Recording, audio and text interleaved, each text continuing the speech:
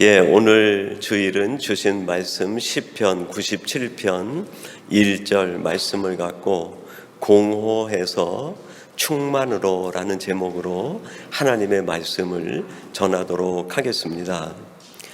칼릴 지브란이라는 시인이 있는데 그분이 삶은 섬이다 라는 제목의 시를 썼습니다. 짧은 내용의 시인데 이런 내용입니다. 오 사람들아, 삶은 섬이다. 뭇으로부터 멀어져 있고 다른 모든 섬들과도 떨어져 있는 섬이다. 사람들아, 너의 인생이 섬이다. 그렇게 이 칼릴 지브란이 노래하고 있습니다. 육체의 본체인 뭇으로부터 홀로 망망한 대해에 조그맣게 떨어져 있는 자그마한 섬, 그게 바로 우리 인생이라는 거예요. 그렇게 뭇으로부터 홀로 떨어져 있는 것도 외로운데 그 주변에 섬들이 없어요. 섬과 섬 사이도 거리가 멀어서 멀리 떨어져 있는 그 실존이 바로 우리 인생이다. 그 망망한 대해에 홀로 떨어져 있는 섬을 보고 이것이 인생이다, 그렇게 노래한 것이죠. 제가 이 시를 처음 봤을 때가 신학을 막 시작할 무렵이었는데 이 시를 보면서 어떻게 이렇게 신학적으로 우리 인생을 절묘하게 표현할 수 있을까, 그런 생각이 들었어요. 여러분, 우리 인생이 신학적으로 보면, 영적으로 보면 하나님의 나라, 하나님의 본체로부터 홀로 떨어져 망망한 대해에 혼자 있는 것이 바로 우리 인생 아닙니까? 내 곁에 많은 사람들이 있지만 어떻게 보면 우리들은 섬하고 섬이 멀리 유격이 되어 있는 것처럼 홀로 독존하는 외롭고 고독한 존재가 우리들이 아닌가. 외로운 섬처럼 우리 모든 인생들은 저마다의 공허함이 있어요. 도대체 우리 인생들이 겪는 이 고독, 수많은 사람이 곁에 있어도 떨쳐버릴 수 없는 그 마음의 공허함, 도대체 이것은 왜 시작이 됐고 왜 이런 결과가 나에게 찾아온 것인가? 시편 2편 3절은 그것에 대한 하나 실마리를 우리에게 제공해 주고 있는데 이렇게 말씀하고 있습니다. 우리가 그들의 맨 것을 끊고 그의 결박을 벗어버리자 하는도다. 시편 2편은 세상의 모든 인생들과 군왕들이 하나님 앞에 대적하듯이 이야기하는 거예요. 이제는 더 이상 내가 하나님께 결박되지 않겠다는, 하나님과 내게 매어져 있는 그 끈을 내가 끊어버리고 홀로 독존하겠다는, 더 이상 하나님이 나에게 영향력을 미치지 못하게 하고 하나님의 다스림을 내가 받지 않겠다는 거예요. 하나님과 매여 있는 끈이 끊어지는 순간, 하나님의 다스림이 멈춰버린 순간 우리 인생들은 외로운 섬이 되고 마는 거예요. 우리 인생에는 말할 수 없는 공허함이 찾아오게 됩니다. 창세기 1장 2절에 보면 땅은 혼돈하고 공허하며 흑암의 깊음 위에 있고 그 위에 하나님의 영이 운행하시니라 하는 말씀이 나와요. 땅, 히브리어로 아다마라는 말입니다. 그 뜻 속에서 아담, 첫사람의 이름이 나왔어요. 우리의 인생이 땅인 거예요. 하나님이 우리를 흙으로 빚으셨듯 우리의 실존은 흙이고 땅인 거죠. 내 위에 하나님이 운행하시는데 운행하시는 그 하나님이 나를 다스리지 않으면 우리들은 흙에 불과한 거예요. 내가 세상에서 왕국을 세우더라도 그게 모래성일 뿐인 거예요. 내가 세상에서 어마어마한 업적을 이룬다 하더라도 그게 때가 되면 마르고 시들고 마는 거예요. 하나님의 다스림이 멈추는 순간에 우리의 인생은 공허함에 빠지는, 지울 수 없는 외로움과 고독이 찾아오게 됩니다. 지금 이 땅에는 인생들이 겪고 있는 공허함과 외로움과 고독함은 자기 선택의 결과예요. 더 이상 내가 하나님의 다스림을 받지 않겠다. 하나님과 내가 매여 있는 그 끈을 내가 끊어버리겠다는 거예요. 그게 끊어져도 사람들이 살아갈 수는 있어요. 하나님과 연결된 끈이 끊어지고 하나님의 다스림을 받지 않는 사람들의 삶이 없어지는 게 아니에요. 그래도 사람들이 살아갈 수 있어요. 그럼 하나님과 매여있는 끈이 끊어지고 하나님의 다스림이 멈춰버린 사람들의 인생, 그 현실은 어떨까요? 사사기 21장 25절이 그걸 우리에게 보여줍니다.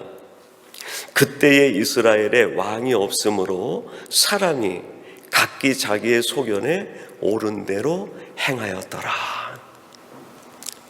사사시대는 여호수아가 요단을 건너서 가나안을 정복해가지고 이스라엘 12지파에게 땅을 다 분배해 준 뒤 이스라엘 백성들이 가장 행복한 삶을 산 이후를 얘기해요. 가나안을 정복해도 제비를 뽑은 땅에 갈 때에는 하나님과 다 연결이 돼 있었어요. 12지파가 하나님의 다스림 속에 있었어요. 그런데 어느샌가 서서히 그 이스라엘 백성들이 하나님의 다스림을 거부하기 시작한 거예요. 하나님과 연결되어 있는 끈이 다 끊어져 버린 거예요. 그때에 이스라엘에 왕이 없으므로 하나님은 한 번도 이스라엘에 왕으로 존재하시지 않으신 적이 없었어요. 창세기 1장 2절처럼 땅이 혼돈과 흑암과 어둠 가운데 있듯이 사사시대의 사람들이 살아가고 있는데 하나님을 배격하다 보니까 하나님의 영이 수면에 그냥 운행하실 뿐이에요. 이들에게 다스림이 미치지 않는 거예요. 그렇게 되니까 사사시대 사람들의 현실이 어떻습니까? 자기 소견에 옳은 대로 행하였더라. 10사람이 모이면 10가지 생각이 나오고 100사람이 모이면 100가지 생각이 나오는, 마을 사람이 1000명이면 1000개의 생각이 나오는, 하나의 생각 속에 하나가 될 때 행복이 이루어지는 건데 공동체 하나에 100개의 생각이 만들어지고 1000개의 생각이 만들어지니까 여러분, 그 공동체는 우리가 살아보지 않아도 느낄 수 있지 않습니까? 혼란 자체인 거예요. 사람의 생각이 많으면 많을수록 좋아질 것 같은데 반대 현상이 일어나요. 더 답이 보이지 않아요. 길을 찾지 못해요. 사공이 대여섯 모이면 배가 어디로 간다고요? 산으로 올라요. 혼란으로 끝나면 다행이에요. 생각이 다를 경우에 갈등이 생겨요. 거기에서 반목과 대립이 생기게 되고, 거기에서부터 마음의 유리함이 생기고 싸움이 일어나기 시작을 해요.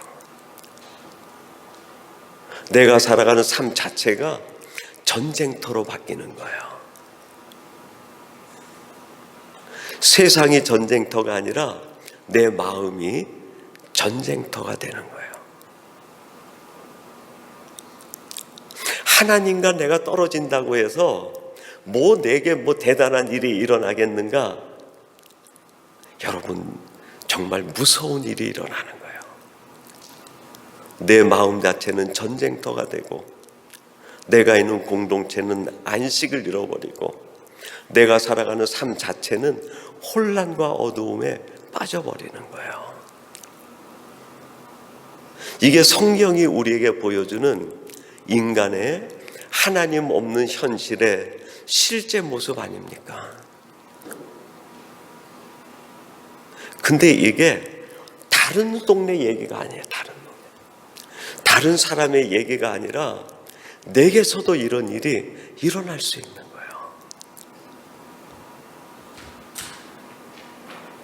이런 공허가 우리에게 찾아오게 되면 우리의 삶이 숨을 쉬지 못해요.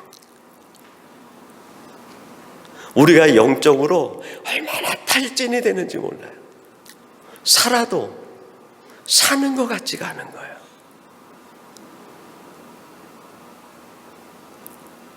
저는 이 사사기의 말씀과 창세기 1장 2절의 모습과 이런 인생이 겪는 공허한 현실을 생각할 때마다 제 마음에 떠오르는 어린 시절의 추억, 경험 한 가지가 늘 떠오릅니다. 그거는 설날이 되면 어른들께 세배를 해요. 세배하면 세뱃돈을 주시는데, 제가 세뱃돈을 받으면 제일 먼저 가서 산 게 문방구에 가가지고 연을 사는 거예요. 연. 근데 가오리 연도 있고 방패 연도 있어요. 그전에는 창호지를, 대나무를 얇게 벼려가지고 그것으로 내가 직접 연을 만들었는데, 언제부턴가 문방구에 예쁘게 그림이 그려져 있는 연이 나오는 거예요. 근데 가오리 연은 호랑이가 그려져 있기도 하고, 어떤 연은 독수리가 날개를 쫙 펴고 있는 독수리가 그려져 있는 연도 있어요. 방패 연 같은 경우에는 태권브이, 마징가 제트, 그 당시 최고 인기 그 애니메이션 작품들의 그림들이 막 그려져 있는 거예요. 근데 그걸 사가지고 줄을 매가지고 동네 야산에 올라가서 연을 날리면 얼마나 신이 나는지 몰라요. 근데 그러다가 갑자기 그 줄이 딱 끊어져 버려요. 줄이 끊어지는 순간 연이 어떻게 됩니까? 하늘을 날다가 그대로 추락을 해버리는 거예요. 그 떨어진 연이, 어떤 연은 나뭇가지에 걸리고, 어떤 연은 철조망에 걸리고, 어떤 연은 냇가나 강물에 떨어지는 거예요. 그 연에 그려진 그림이 맹수, 정글의 왕이라고 하는 호랑이가 그려져 있는데, 호랑이도 줄이 끊어지면 힘을 잃어버리는 거예요. 줄에 매여 있어야 호랑이가 호랑이다운 거죠. 하늘을 나는 독수리는 어떨까요? 하늘의 제왕인데 줄이 끊어지는 순간 참새만도 못한 거예요. 줄에 연결이 돼 있어야 하늘을 지배하는 하늘의 왕이 되는 거예요. 마징가 제트는 그 당시 상상할 수 있는 최고의 로봇이었어요. 과학의 절정이죠. 여러분, 이 세상 과학 얼마나 발전했습니까? 근데 그 발전한 과학이 하나님으로부터 유리되면 그거는 사람을 죽이는 독이 돼요. 해치는 흉기가 됩니다. 하나님 앞에 매여 있는 과학이 될 때 그 과학이 사람을 이롭게 하는 거예요. 태권브이가 악을 물리치는 선의 대표자였어요. 악당들을 그냥 한 번에 물리치는 거예요. 하나님 앞에 묶여 있을 때 선한 능력이 나타나는, 악당들을 한 번에 제압할 수 있는 힘이 나타나는 거예요. 내 하나님 앞에 매여 있는 줄이 끊어지는 순간 태권브이가 가지고 있는 선한 능력은 사라지고 말아요. 사람들이 얼마나 착각하고 사는지 몰라요. 내가 독수리처럼 그려져 있다고 늘 하늘의 제왕인 줄 알아요. 아니에요. 하나님과 연결되어 있을 때 하늘의 재앙이 되는 거예요. 내가 호랑이처럼 그려졌다고 맹수를 지배하는 세상의 왕인 줄 알아요. 아니에요. 하나님과 연결이 되어 있을 때 세상을 다스릴 수 있는 거예요. 하나님과 연결된 줄이 끊어지면 생지만도 못한 거예요. 아무 힘이 없어요. 여러분, 이 세상 과학 얼마나 발전했습니까? 앞으로 얼마나 더 발전할지 모르겠어요. 근데 그 과학이 하나님으로부터 떨어지는 순간에 사람에게 얼마나 무서운 해악이 되는지 몰라요. 하나님 앞에 매여 있는 순간 그 과학은 사람을 살리고 이롭게 할 수 있는 수단이 될 수 있어요. 하나님 없이도 내가 얼마든지 선한 능력으로 세상에 감동을 줄 수 있어 착각하지 마세요. 우리 안엔 선한 게 하나도 없어요. 내 속엔 악한 것만 있어요. 근데 내가 하나님 앞에 매여 있을 때 나는 허물이 있고 약하지만 나를 통해서 하나님의 선한 능력이 나타나는, 내가 선한 능력을 나타내는 게 아니에요. 내가 세상을 바꾸고 세상을 이롭게 할 수 있는 게 아니에요. 그런 생각을 가진 사람이 많으면 많을수록 세상은 더 어려워져요. 어떤 사람이 세상을 이롭게 하고 선하게 바꿔갈까요? 하나님 앞에 매여 있는 사람, 하나님의 끈에 매여 있고 하나님의 다스림을 받는 그 사람을 통해 하나님의 선하신 능력이 그 사람을 통해 나타나서 그가 속한 공동체가, 그가 있는 곳이 선한 영향력이 드러나게 돼 있는 거예요. 근데 우리들은 많이 잘못 생각하고 살아가고 있어요. 내가 할 수 있다고 생각해요.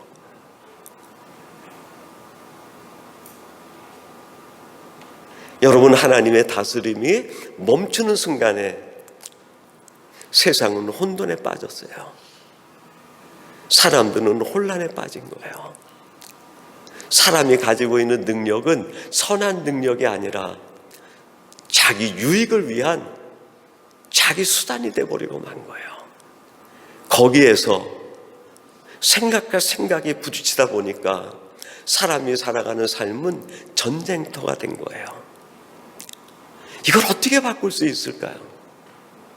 어떻게 하면 이렇게 혼란에 빠진 세상, 공허한 내 인생을 새롭게 바꿀 수 있을까요? 한 가지 열쇠가 있어요. 그게 오늘 본문 말씀이에요. 오늘 본문에 이렇게 말씀합니다. 여호와께서 다스리시나니 땅은 즐거워하며 허다한 섬은 기뻐할지어다. 하나님의 다스림이 임하기 시작하자 땅이 즐거워하고 그 방망한 대대에 혼자 떨어져 있는 섬과 같은 섬이 기뻐가지고 소리를 외치게 됐다는 거예요. 하나님의 다스림이 내게 임하게 되면 끊어졌던 하나님과의 줄이 다시 연결이 되면, 내가 하나님의 능력 가운데 거하면, 하나님이 내 안에 역사하기 시작하면, 하나님이 내 안에 운행하기 시작하면, 하나님이 나를 움직이기 시작하면 내 공허함이 사라진다는 거예요. 그리고 나는 부족하지만 부족한 나를 통해 하나님의 선한 영향력이 나타나기 시작한다는 거예요. 그래서 생각과 생각이 부딪히던 그 공동체가 더 이상 생각이 부딪히지 않아요. 왜 그럴까요? 우리 안에 있는 하나님의 생각으로 모두가 하나가 되기 때문이에요. 그렇게 해서 이루어지는 공동체를 우리는 신앙 공동체라고 이야기합니다. 여러분, 세상에 존재하는 수많은 이름의 신앙 공동체가 있어요. 근데 진짜 신앙 공동체는 어떤 공동체일까요? 사람의 생각과 생각이 모여져서 만들어지는 것이 아니에요. 사람의 생각과 생각이 모여서 만들어지는 공동체는 취미 공동체예요. 사람의 공동체예요. 시간의 문제일 뿐이지 거기에는 반드시 대립이 있어요. 그러나 하나님의 생각 가운데 우리가 다 하나가 연합이 돼서 하나님의 생각 속에 하나가 될 때 그 공동체에는 기쁨이 있어요. 즐거움이 있어요. 내 영혼이 소송되는 기쁨을 누려요. 내가 다시 살아나는 은혜를 경험하게 돼요. 이게 얼마나 은혜로운 하나님의 생활 원리고 신앙 원리입니까? 그러면 다시 돌아가서 하나님의 다스림을 받을 때 내게는 어떤 일들이 일어날까요? 두 가지가 찾아온다고 저는 생각해요. 첫째로는 평안함이 찾아와. 평안함. 하나님이 나를 다스리기 시작하면 이상하게 내가 주변 환경은 힘든데 생활은 팍팍하고 문제는 많은데 마음이 평안해져요. 오늘 1절 상반절에 이렇게 말씀합니다. 여호와께서 다스리나니 땅은 즐거워하며.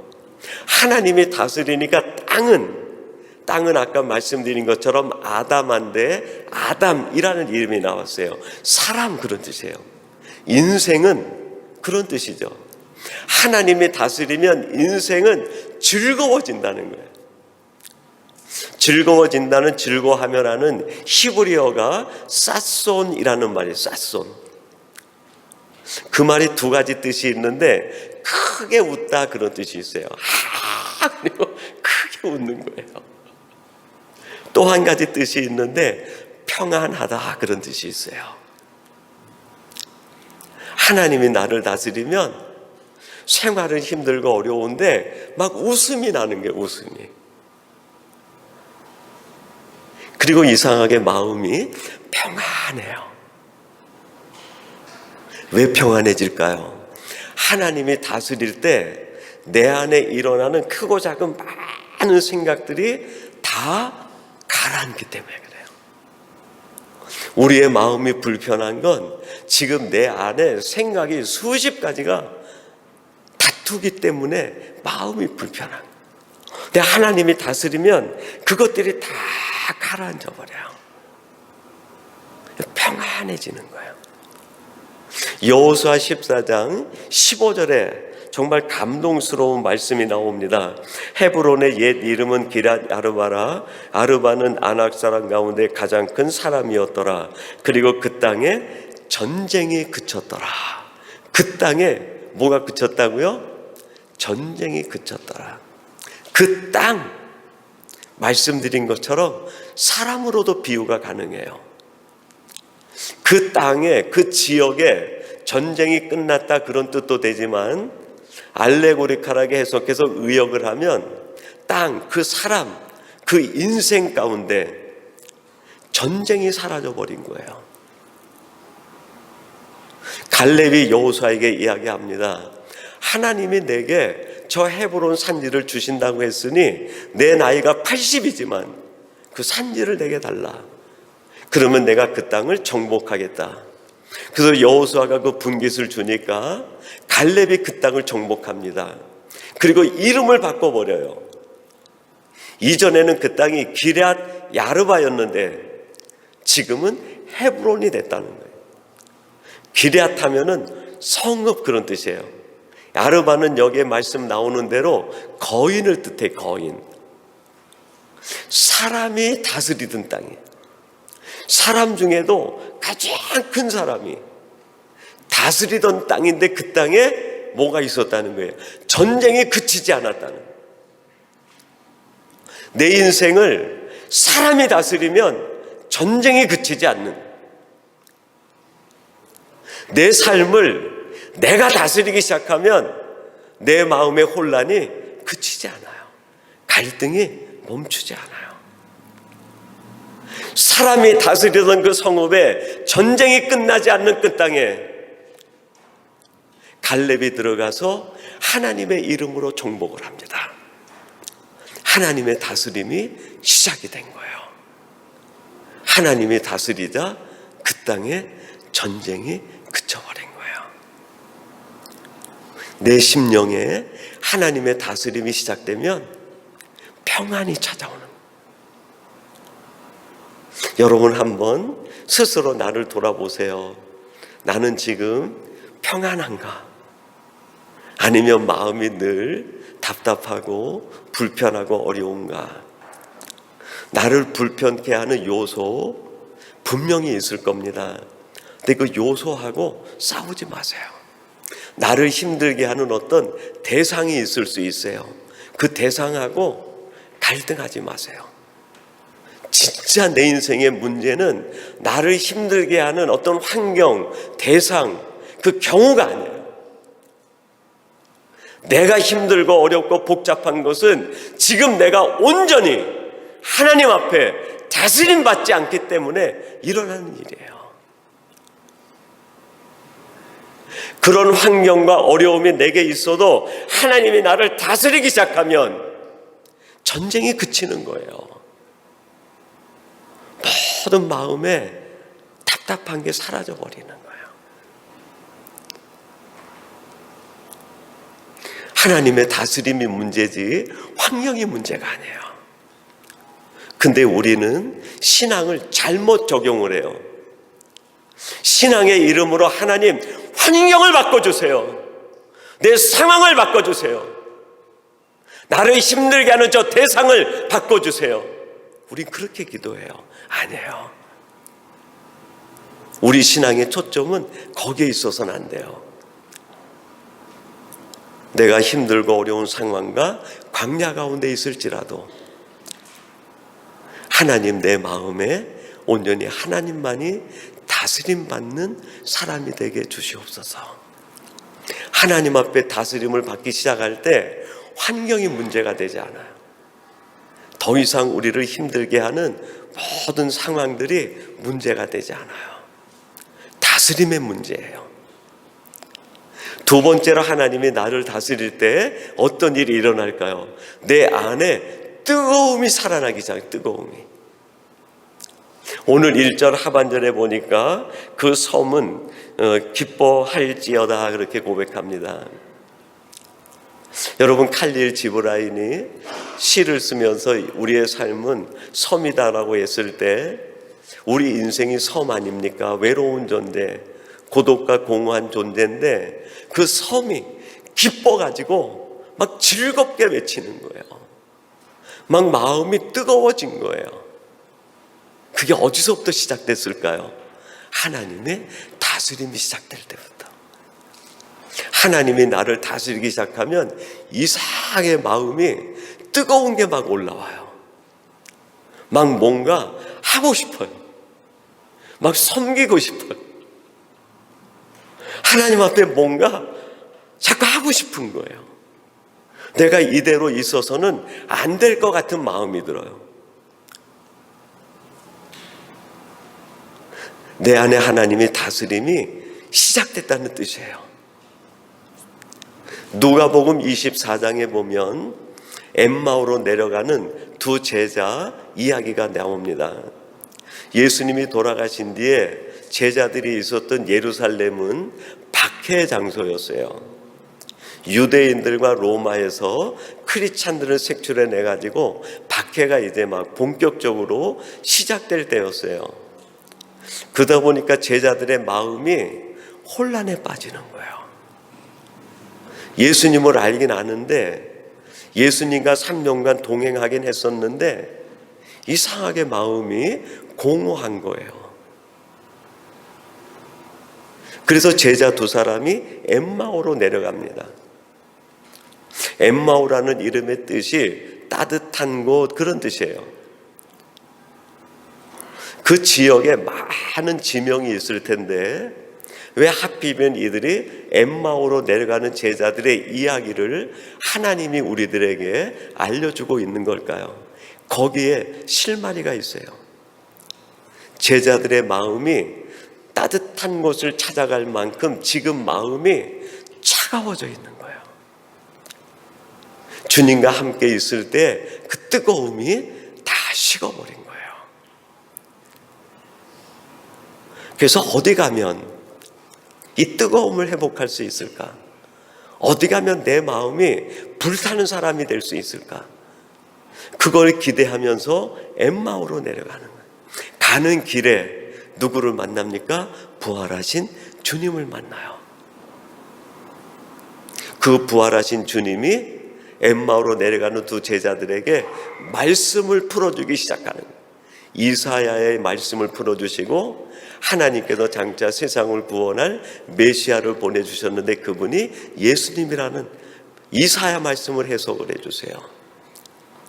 하나님의 말씀이 제자들 마음속에 계속 들어오게 되고 예수님이 들어오시게 되면서 제자들의 다스림이 달라지게 돼요. 전에는 상실감, 패배감, 무기력함이 그들의 마음을 다스렸는데 이제는 주님의 다스림이 시작이 된 거예요. 말씀이 다스리기 시작한 거예요. 하나님의 다스림이 시작되자 그들이 예루살렘으로 올라가는데 뭐라고 외치며 올라갑니까? 누가복음 24장 32절에 이렇게 말씀합니다. 그들이 서로 말하되 길에서 우리에게 말씀하시고 우리에게 성령을 풀어주실 때에 우리 속에서 마음이 뜨겁지 아니하더냐 하고, 주님이 말씀을 풀어주시고 말씀이 우리 속에 들어와 주님이 나를 다스리고 말씀이 역사할 때 우리의 마음이 뜨거워지지 아니하더냐. 여러분, 다스림이 시작되면 뜨거워져요. 막 하고 싶은 거예요. 하나님 앞에 찬양도 하고 싶고 하나님 앞에 막 새벽 예배도 나가고 싶고 하나님 앞에 기도도 하고 싶고 말씀도 보고 싶고 성도들에게 섬김도 하고 싶고 봉사도 하고 싶고 막 감동이 생기는 거예요. 감동이, 뜨거움이 생기는 거예요. 1654년에 그 한 청년이 마차를 타고 가다가 큰 마차 사고가 나게 됩니다. 그 당시 마차는 지금의 자동차와 같아요. 속력을 내고 달리던 마차가 충돌을 해가지고 마차 사고가 나니까 그 안에 타고 있었던 청년이 거의 죽음 직전까지 갔다가 생명이 살아나서 생명이 건짐을 받는 거예요. 그때 그의 나이가 31살이었습니다. 그리고 난 뒤에 이 청년이 두루마리 쪽지에다가 글자 하나를 써요. 그 글자가 불, 파이어라는 글자를 써요. 불. 그를 자기 상단 옷 주머니에다가 양피지에다 써가지고 그거를 언제나 집어넣고 자기는 이제 이전처럼 살지 않고 이 마차 사고를 통해서도 나를 살려주신 하나님의 임재 속에서 불같은 하나님의 다스림을 받고 살겠다는 결심을 하고 불자를 써서 놓고 다니는 거예요. 하나님의 다스림을 받겠다는 거예요. 그렇게 하나님의 다스림을 받던 청년이 계속 글을 씁니다. 하나님을 향한 시들을 써요. 그리고 8년 뒤에 39살이 되는 그때에 천년두가 걸려요. 1662년인데 마차 사고로 인한 휴유증으로 인해서 두통도 생기고 그래가지고 39살 젊은 나이에 이 청년이 목숨을 다해요. 그 청년이 죽었을 때 그의 누이 동생이 오빠의 옷을 정리하다가 그 주머니에 있는 양피지를 발견한 거예요. 거기에 불자가 써 있는 거예요. 이 청년이 팡세라고 하는 책을 쓴 파스칼입니다. 파스칼이 마차 사고 나기 전에는 자기 지식을 의지했어요. 자기가 최고인 줄 알았어요.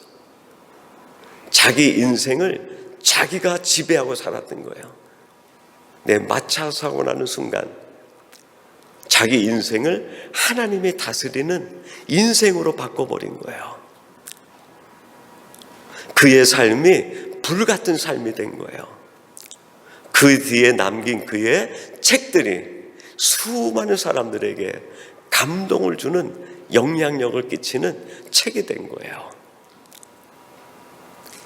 하나님의 다스림을 받는 사람은 마음에 불이 있어요. 불덩어리가 들어오는 거예요. 여러분, 한번 돌아보세요. 내가 주님을 믿는다고 하는데 정말 내 안에 불덩이가 있는가? 나를 움직이는 불이 있는가? 나를 움직이는 다스림이 있는가? 그게 나를 움직여야 돼요. 그때 우리는 평안함이 찾아와요. 세상이 어떻게 변하든, 세상이 어떻게 혼란에 빠지든 전혀 문제가 안 돼요. 이상하게 편안해요. 이상하게 마음에 안식이 찾아와요.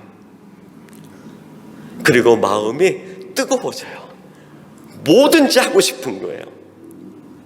오늘 예배하는 저와 여러분이 이러한 하나님의 다스림을 받아 공허해서 충만함으로 나가는 저희 모두가 되기를 주님의 이름으로 축원합니다.